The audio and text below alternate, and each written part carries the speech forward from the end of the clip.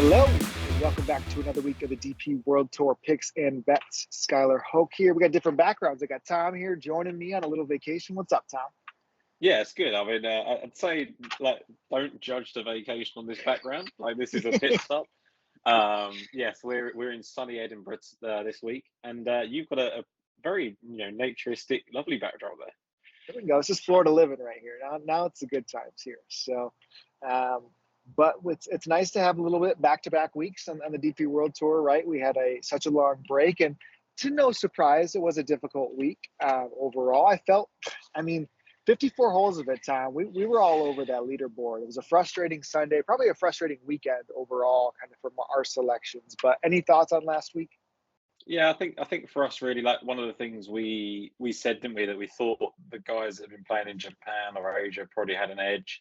Didn't transpire that way. It's probably the second time this season now, especially with the South Africa tour as well, thinking that the same thing was going to happen. So I think we were right to kind of hedge our bets a little bit with some more European guys, and it was great to see some of them come straight back out and play well again.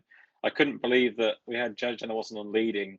We had Hoshino in fourth place, and a couple of others in contention, didn't we? And then all of a sudden, Yannick Paul was the lowest ranked of all of them. He was the only guy that finished inside the top 7. So yep.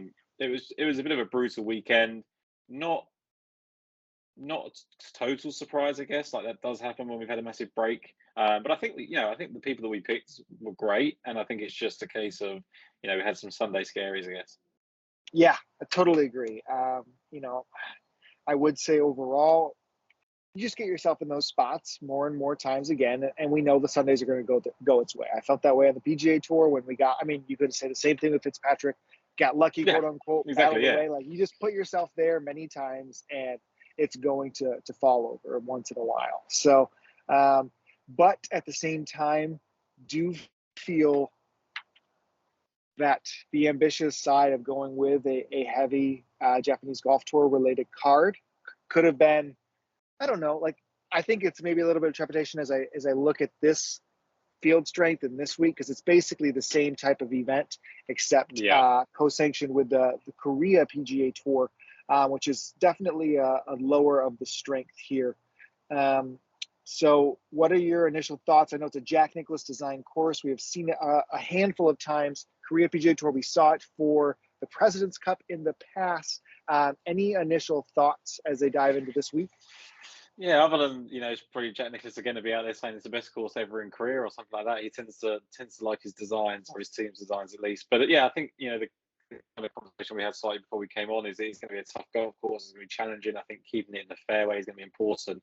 Other than that, I don't think we have a whole lot of information that we've gained. Obviously, from the course form that we've got is based on players that play on the Korean Tour regularly, right? So we don't know quite how to handicap that. I don't think it's even as strong as the Japan Tour, so it's really hard to really quantify what to get from that. So not as heavy on the Koreans as we were on the Japanese players last week, I think is important. But I think it'll be a pretty tough test. I think you can come off the lead as well. I think Sungjae was 7 back when he won the Genesis Open here. So I think there's potential for some late fireworks on Saturday and Sunday. Yeah, I mean, we saw it. I think the two-time winner, 2013, 2014, Sang Moon Bae, who was actually teeing it up this week, kind of rolled that into that President's Cup. I guess he didn't have that great of a performance there, but he is probably the home or a horse for the course, but definitely something that a lot of the Korean-based players have had experience here. But that's not the top of the leaderboard, in which a lot of those odds guys that we liked, like Kanaya, Nakajima, Hoshino, Taiga Samakawa, all of those guys had experience. We're not getting any experience on this course until basically 50-1, and beyond that, it's even deeper. And that's just because Kazuki Higa had played it one time back in 2016. So I echo your thoughts. I think it's going to be a difficult test based on some of the scores we have seen and the way it played in that President's Cup. It's a little bit more generous off the tee. And I mean, last week was pretty tight. Overall, I think this is a chance that these guys are going to be a little bit able to get that driver back in their hand. But I love these type of tests. I think difficult tests in the DP World Tour kind of bring a certain type of echelon out of players. And I'm kind of excited to dig into that. I think both of us have selections at the top of the board that kind of fit that bill a little bit. So who are you starting with? Yeah, so I'm going to go back to the world with Yannick Paul. I don't see any reason really to depart him. Like it, based on the fact that he had those couple of runner-up finishes before the break, he then came back with a sixth place finish last week. It was mainly down to the final around 65, but really, when you look at it, actually 67, 70, 67, 65 suggests that he was kind of there all week. And there's no reason to go back. Like he's played that well off of a break. I don't see any reason why he couldn't then play that well a week after. I think he's the type of person that can go back to back in like Spain, like he did when he got the win in Mallorca. I know it's Korea, not Japan, but same part of the world, in good form. I think I like Yannick Paul again. So nothing too tricked up about it. He's obviously chasing that. You mentioned last week the Ryder Cup race is on for him, third in the European points list now. I see no reason why he can't carry that on. Yep, absolutely. You'll see kind of a theme, I think, with some selections as mine later in the card. I think there's been a separating in class in some of these guys at the top of the DP World Tour.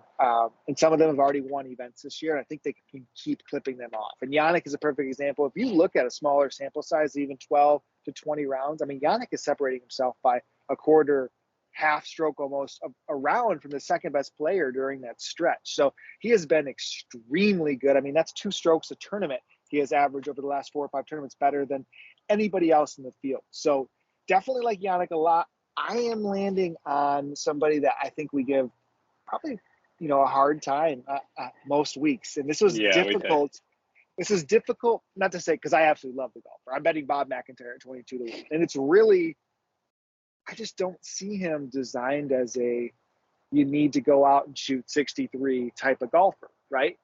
Ben Coley, our friend made some links to Open Championship type. With the likes of Louis playing very well here, Zach Johnson, Phil Mickelson played awesome in those events. I think Paul Casey even had some experience here that was well. And again, the more open fairways, the undulating greens type of unique golf. You're not playing it on the ground. You're not, a little bit different. It's not links golf, but Bob loves it when it's raining and windy and difficult out there. It's a single digit. I mean, I can just envision, just like Jason, our friend Jason just lives for those Open Championship weekends, that Bob's going to make a run at that leaderboard. And this feels like he's trending. He's showed life, had the round of the day on Sunday last week. And that was a sneaky top 10 finish, in my opinion, for him. So it just feels like a Bob week. And at 22 to 1, I mean, he's as good as anybody in the field. I will be landing on McIntyre to start. Yeah, I think it's we do give him a hard time. I think we give him a hard time because we want him to do better. Like I don't think it's not from a place of like there's some players you just generally dislike to bet on and things like that. I just think he should be better and he should be getting those wins. And I think that a win here, I think when we talk about winning like career and you sometimes look at anything else, a bit of a weaker field and things like that. But I think it takes a lot from a golfer, from a DP World standpoint, to come to Korea, not playing there before, and actually put on a strong performance. So I think a real big win for him could be this week for McIntyre. So both McIntyre and Paul can really boost their Ryder Cup chances of a win here. Yeah, it's almost like Lucas Herbert showing up last week and just doing the job, right? Like, and I love Herbert. I'm sad that I missed that, right? But at the price it was, I was okay with it. But that's the expectations. That should be the expectations of what Bob needs to be showing. But I think like last week with Herbert, like I suppose we could have taken into the fact that he played the Heritage, right? But like we were based on we didn't want to go to the top of the odds board because of the kind of big break. Whereas this time around, we've had the week and we've seen that the players can come straight back off of the layoff and play well. We've now got another week's kind of information to go by, and I think we should be fine going to the top of the board this time. Yeah, and I would even say, the interesting things when playing on this is just a little bit different than the Japanese Golf Tour had played a significant amount of events. I think the Korean PGA has played 2 events so far in this calendar year. Guys have 8 rounds in them, most of them, unless they got a chance to play the international series. So a little bit different there. And then this is a tour that normally doesn't get priced up. Like you're not seeing odds international, like definitely not in the States, but you're not seeing odds on international books for the Korean PGA, right? So a lot of these guys are getting priced up for the first time all year, right? Like, so it's a different kind of connection when we look at it from there, and probably why we are landing where we are when half of the field is made up of those type of kind of exemptions. So I like our selections up at the top of the leaderboard, and then we have 2 in the middle range, and I'll start here. I end up landing on Jorge Campillo. Yeah, I like this a lot. I never get him right.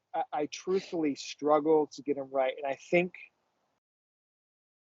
I get him wrong in the sense of I jump into the weeks that everybody's on him, and I was actually a little surprised. Because those are the weeks that he just like he might set up well, have a correlation or something going into it that seems to feed into. I know Jason hit his last win when we bring up that, but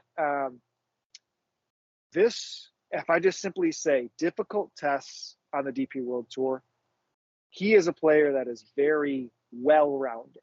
He can chip. He's got a good short game. He's decent off the tee. He's popping some irons, right? Like,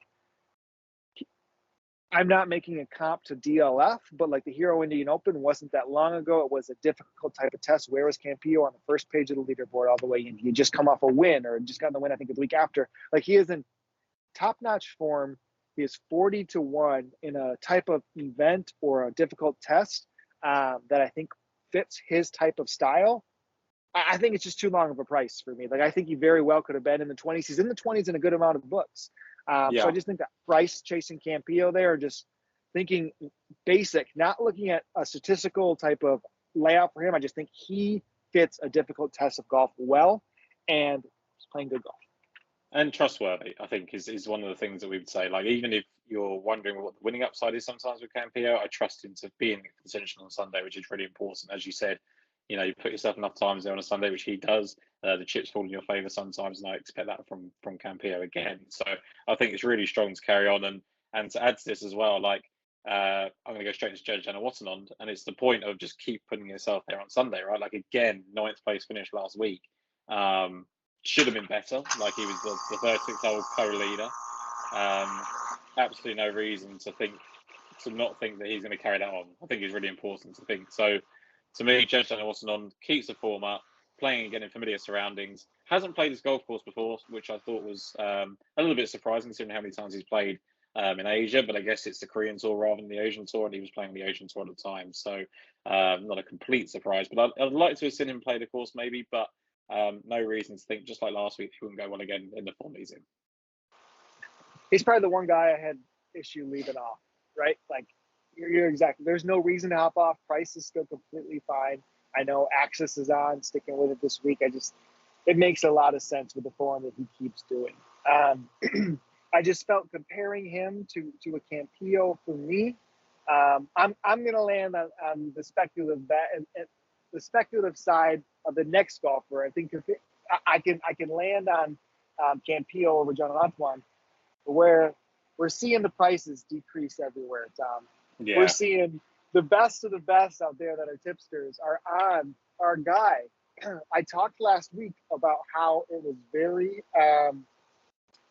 very hard for me not to be putting Guido Micheluzzi on the betting card, because these are the type of times he just shows up, right? He just shows up, and there he was, 7th after 54 holes. And just in the mix. Sunday did not go well, but what did Guido do last week? He was 1st in driving accuracy.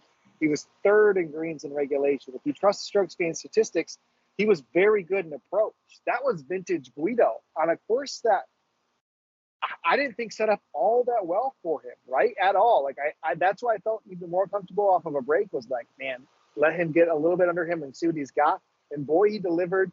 And now he opened at 80s this morning. He's on the 55s. I'm not missing it, because this is the track I like betting on Guido. So we see a pop in form, and we see a course that he would like. Feed me Guido Micheluzzi in the winner's circuit. It would just make no sense for you to abandon this week. Like, there's no value in not betting Guido Micheluzzi for you. Like, I don't need to, because I don't go there very often. And you're going to do it for us. So if he wins for the show anyway. But yeah, no, honestly, like, all his stats are lining up well from last week. As you said, I think he performed a lot better than I expected him to last week, which is important. And he's acclimatized to the area, which is great. Probably actually a better golf course for him this time around than it was last week. And if he's performing like he did last week again, then I see him contending on Sunday. I guess I think the tougher the better, right? So if it gets really tough on Sunday, I think he comes to the fore and he can go and shoot that 67, 68 that people can't on Sunday. And we have the Ryder Cup venue next week on the schedule, right? So, yeah, that's a huge week for him, right? Like, he's basically out of discussion for the Ryder Cup right now, because he's played terrible since his win, right? Like he had gotten to a spot where it wouldn't have been a surprise if he was on that team after that Open de France victory. And now definitely has some more questions to be asked. So similar to that, and obviously McIntyre wanting to continue to ride that form at Marco Simone. So I think both of those guys have those similar aspirations, including Yannick too. We have a common selection as our next one. One golfer I am incredibly excited about. So tell the world about David Micheluzzi. Yeah, so I think the first message I sent you this week, which is something I like to do every now and then, is just to mention one name before we even talk about anything else. And we don't generally talk until we get to these things, but we always throw a name out there. It was David Micheluzzi was the one, right? And I said, are we betting him? And it was a yes, a resounding yes. He's played in 8 events in 2023. And again, it's on the Australia Tour. You have to kind of decide what that means to you. But he's had 2 wins, 2 seconds, and he's also finished 4th last time out. I mean, it's just absolutely ridiculous. Like in 5 of those events of the 8, he's been inside the top 4. It's a massive opportunity now, like we saw with some of the Japanese players last week. Sometimes that gets to people. Like if he gets to Sunday and he can get himself a DP World Tour card, is that going to affect him? We only have evidence that he wins. So to me, I think that we ride the form and hope for the best. You are being asked to take a number at 50 to 1, I think. Like if he performs badly, the next time he's 100 to 1, because people will just go, he can't play the DP World Tour. But he could very easily be a 22 to 1 golfer if we find out this week that he's got the right stuff for the DP World Tour as well. I don't think there's light years between the 2 tours. Yep, I totally agree. And the separation for me with Micheluzzi is, again, I'm good friends, and we all are, with Jude Deloy, who's deep in the Twitter streets and loves tracking kind of amateur golfers as they make their run. Micheluzzi had one of the top tier amateur careers. He was the winner of the Australian Master of the Amateurs in 2018. So that event normally pulls the best of the best into it, right? It's like Min Woo Lee was up there that year. I mean, Micheluzzi is somebody who had been on that radar for a long time and just took a slower start really to his professional career. So it's not all that much of a surprise when we see him kind of in that mix. I'm trying to see Nick Hardy, last week's winner, was also in that event that year. I mean, you're seeing Philip Knowles on the PGA Tour, Shantaro Bond, Harry Hall, Dylan Meyer, some of the guys that were really, Matthew Jordan, really, really good that year. He just dominated. And so his amateur career, it's been a long time coming for him to hit his stride as a professional. And that really started in his last 25 starts, basically, which have been absolutely excellent. One thing to question, too, there hasn't been that much clarity, truthfully. So, like Manu Gandis and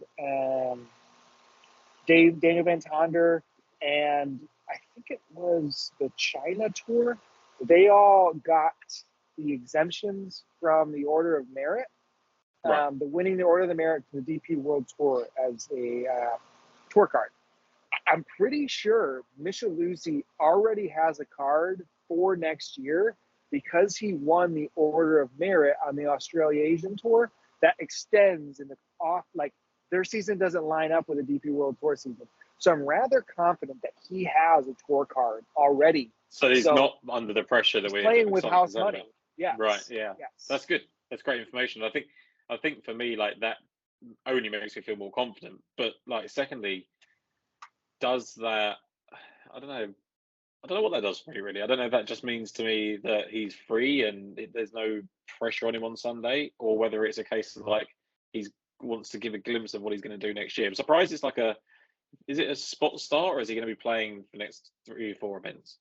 That is what I'm wondering. I'm trying to see. I'll pull it up. Yeah. So here it was. March 29th. David Micheluzzi, Tom Power Horton, and Andrew Martin, all 3 have secured their DP World Tour cards after finishing top 3 on the Order of Merit. Now, this was March 29, so I have no idea why they didn't play last week, why Power Horton and Andrew Martin aren't in the field this week either, you know? So, and if they just didn't want to travel to Japan, right? I guess. For sure. Yeah. So it's only a positive sign then. We're hoping that this is going to be a long-term thing for him, and I think this is a good time to show people that follow our show, really, is a guy that, you know, I think we mentioned him in the ones to watch before the Christmas break. Yep. Like this is his chance to prove but he's got it at this level as well. Yep, 100%. So we got one last selection before we get into triple digits. And this one is playing off the Campillo, which I think plays off the Yannick Paul a little bit. I really think there is an argument for top 5 players on the DP World Tour this season that Marcel Siem is one of them. I really think there is an argument to be made that he has played exceptional golf this year, right? If you look at what he's been since November. So you're looking at 16th, 5th, 47th, 19th, 17th, 17th, win, miscut following the win, 23rd. So, I mean, leading into that win, one, he popped over to the Pebble Beach Pro-Am, and that was a strong showing from a strokes gain standpoint. Just did not make the cut, and then he comes back. I think that win was just, it was trending. And then to all see him balloon back out to 75-1. I brought up the DLF and the Jorge Campillo comp for the Hero Indian Open and how difficult it was. Yeah. I mean, who was the winner of that event, right? It was Marcel Siem. So I really think that overall, he just is too long of odds at a course that should fit him just overall. And I think that's just simple as that, like the Campillo. I'm just landing on Marcel Siem for it. I think this is one of those weeks where sometimes I think we were hesitant last week because there was so many good Japanese players with course form in form. This time, I think you just go with the talented guys at the right numbers, and that's one of my next selections before I go into it. So I didn't actually talk to you about this one, but like Haotong Li shot a second round 63 last week, and he's here at 130-1. We know Haotong sometimes just shows even 1 or 2 rounds, and all of a sudden he can go on to win. So I think very much like Marcel Siem, except obviously a little bit younger and slightly different pedigree. Like it took Marcel Siem a lot longer than it took Li, but Li's almost in that kind of like second, third stage of his career already, like Siem is. So. To me, I think just dovetailing off of your Marcel Siem pick, I think for the same reasons, Haotong Li's ultra talented, showing a bit of form recently. I think I saw 130-1 on DraftKings. Not sure maybe where other sports, but like I think that's a great number.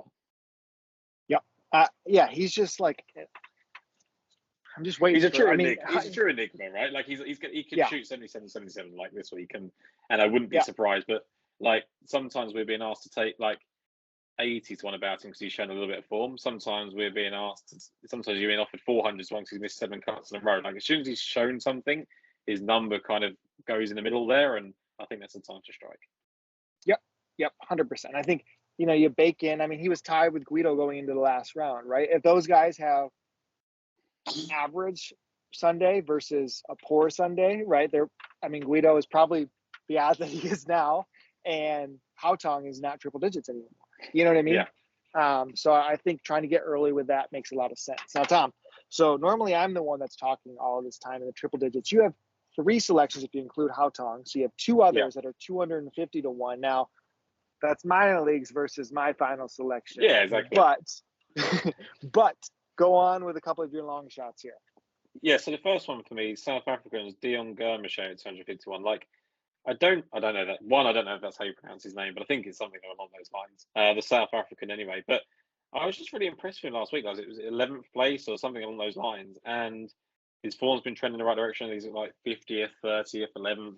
And we've seen from his days on the Challenge Tour and days in South Africa, like he can win. He has contended on both of those tours. He hasn't quite done it here yet, but he's had those kind of, a little bit like your Nick Backham pick earlier in the season, Sky. Like he's shown those odd rounds, and you think, okay, can he do it? We don't know yet whether he's a finished article. I don't think he is by any means, but I think at 250-1, when he's just finished 11th, I think it was last week, why would we not give Dion Gurmashay a chance at 250-1? Yeah, I was close. I liked that. I think actually he was 9th. I'm doing him a disservice as well. He was 2 places better than I gave him credit for. Yeah. So I mean, there's just I mean the way I speculate, right? This is definitely it. He's young. He's got I think he wasn't one to watch that we talked about too, right? Like a strong amateur type of career, like that type of pedigree really matters to me. It's the Micheluzzi type. It's the Backham type. It's similar right there overall with it. So I can get and you're getting him at a time where you've seen like he's finished 9th. Like we're not, and a bit like Backham where you had those, he finished 20th, but he had a really low round. Like Germichet's had a really strong week. I think maybe his best week of the season so far, and he's got a chance to back it straight up. And I don't know that he's ready to win, but like I like Jenna Watson on the 40-1, 45-1 because he finished ninth last week. I know he went from first to ninth, a slightly different way of doing it, but Germichet is in ninth place as well. Like, why am I not giving him a chance at 250-1? So that was the first guy. And then just in case there is any kind of advantage to these Korean guys, Mingyu Cho, second, eighth, and ninth of this golf course. Obviously, we know it's in a weaker field. It's on the Korean tour, but he's got 4 straight top 15 finishes as well. And that includes a 6th and a 9th. So very much a case of he knows the course, he's comfortable. As much as there are those kind of, they're not elite Euro guys, but stronger European tour guys at the start. After that, it's very much the same field strength that he's been playing every week, and it's on a course that he loves. So for me, give Mingyu Cho a chance at the 250-1. I'm probably butchering his name as well, but I think just 2 guys there, 250-1 in a week where you can throw some darts. I would say for Mingyu Cho, 2 of those starts were on the Asian tour, right? So Thailand and then the World City Championship. So I think if you're grading those out, like those finishes might be a little bit worse in that way, but they were better field strengths, right? Like even, I mean, I did take one thing away. He played in the Open Championship last year, so that must have meant he had probably a really strong finish in one of the Open qualifying events. He had some really strong approach numbers against best in the world, which is always kind of fun to see. I believe his second round was, his first round was one of the best approach rounds in the field. So just really good for him to know that's in his bag of tricks. I think, that would have put him, I think, like 6th in that round. So I say it's minor leagues. I mean, 250 is pretty dang nice when we're looking into that. But my selection here, my final one, is Woo Young Cho, who is, of course, he is an amateur golfer. He's not yet on the pro circuit. And he was a late field ad. So I would recheck if you checked your books already. That didn't price him in the initial wave. He's in there most of the time. He is as long as 700-1 this week. I believe his top 20 is like 18-1. Last I checked at DraftKings Sportsbook, top 20 is 12-1. But you can get that top 10 at 35-1 on DraftKings. And Cho was the winner of the Korean Tour last week. He won by 4 strokes. Again, amateur, playing to that degree. So that's his only start of the calendar year. And then you look, he has cut his teeth playing on the Korean Tour as an amateur. So he did miss a handful of cuts last year, but in August, he was 7th at the International Series in Korea, which again, those International Series are pulling live golfers in there. So he had that. I mean, he had amateur pedigree. He had won twice in Korea in 2020 as an amateur. So he's just had this type of degree. And when like searching him out on Twitter, I found this very interesting. I always kind of like to look for players' names just to see what type of selections they were. And a couple of guys that we really trust in the DP World Tour, Brad, Jamie Worsley, both had been betting this guy back in 21 on these pop-up Asian Tour or Korean Tour invites when he was playing on that. And he was 80-1 at that time. Like literally maybe even like 125-1, right? So walking in off that win, you're getting him at 700-1. I mean, he is not ranked that high in the Wagger rankings overall. He's 245th right now. But I think what's intriguing when you kind of look at Wagger overall, like there's a clear benefit if you play a good amount of events. And him, I mean, he has played in basically 5 or 6 events a year, right? When you throw those kind of away, I mean, he won twice in 2022. If you look at the Asian Games, the Kaohsiung Asian Games, also like he of his track record of basically 25 events, the dude has delivered. And 700-1 in this type of field, I like it for first round leader as well. Like when you kind of that speculative when you get deep there. So that's going to be where I round out my card as a speculative finish. But with someone like that, you could even go top 40 as well, like top 10, top 20, top 40, first round. Like it's all positive. I'm convinced, so I'm going to go and do that now. That's going to be my first job after getting off here is to go and join you on that. Perfect. All right. Is there anybody else? I'm trying to think. I mean, there was a couple in-form golfers. We mentioned Sang Moon Bae had won twice here. Young Jun Bae, who was 22 years old, 8th, 5th, and 6th so far this year. Alexander Knapp popped a little bit last week, and he was first through 54 holes the time before we saw him. Gun Tak Ko had won prior. Paul Williams was on another young golfer who was like, he was decently priced too. I believe like 300 to 1. I'll see if I can find that. Was there anybody for you that jumped out that we didn't land on? So Ryo hit Sassoon again. Like yes. he's had decent form and he's 13th here last year. Missed the cut last week, which was a little bit surprising. And then for some reason, I feel like, I don't know why, but Bio King came up in my research the other day, which is always fun. I haven't necessarily dug any further into that because of I just don't trust him to win. But like, I thought it was interesting to point out. So I think we may have mentioned Aaron Cockrell at this point last week. As the kind of ones that could have been one of the extras. So I would say Hai Sassoon is someone that you could take in that spot if you like. But I think I'm pretty happy with my card. Like, it's a pretty big one already. Some deep long shots in there. So stick with what we've got and hope for the best, I think, in Korea this week. Yeah, the other one was Min-Kyu Kim, who won a Challenge Tour event at the age of 17. He's 22, finding a little bit of form too. So, perfect. All right, before we round out our cards, make sure if you are an audio listener, you can find us on Daily Fantasy Sports Picks and Bets, The Mix, available on all different podcast platforms. We rate, review, subscribe, goes a long way for us. So we appreciate all the support from you guys and Mayo Media Network. We love doing this, and obviously we're kind of hitting a little bit of a stretch run here on the DP World Tour. As you know, even the next three majors will get a lot more shots with our type of golfers that we're kind of speculating on. So that's always fun to see them run into the summer with some form. So Tom, if you can review your betting card for me one more time.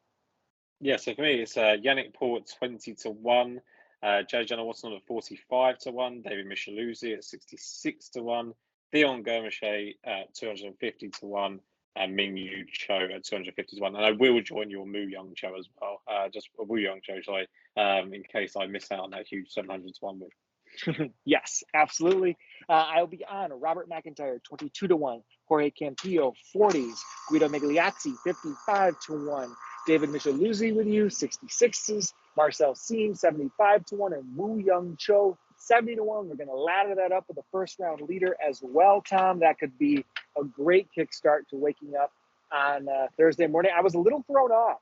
I totally forgot the early lock, right? I mean, this is finishing 2, 3, 4 a.m. Likely in the States here in the Eastern Standard Time. So for those on the West Coast of the U.S., you got some prime time viewing of this type of event, and you'll probably catch it early in the morning. Yeah, I think it was by 4 a.m. On Sunday. I knew my fate with Hoshino and Jenna Watson on. So when people were messaging me saying, like, did you watch it? I was like, no, thank goodness I didn't, because I would have been disappointed. You sold yourself short there on Wu Young Cho. You said 70 to 1, 700 to 1. So don't, I mean, if you want to take it 70 to 1, be that confident, be great. But 700 to 1 is definitely where 700. Yes, I appreciate that. That stops you in the tracks there. The closing line already got there, but cool. All right. Well, thank you, Tom. We appreciate you. Enjoy your time in Edinburgh. And best of luck this week, everybody listening. Take care.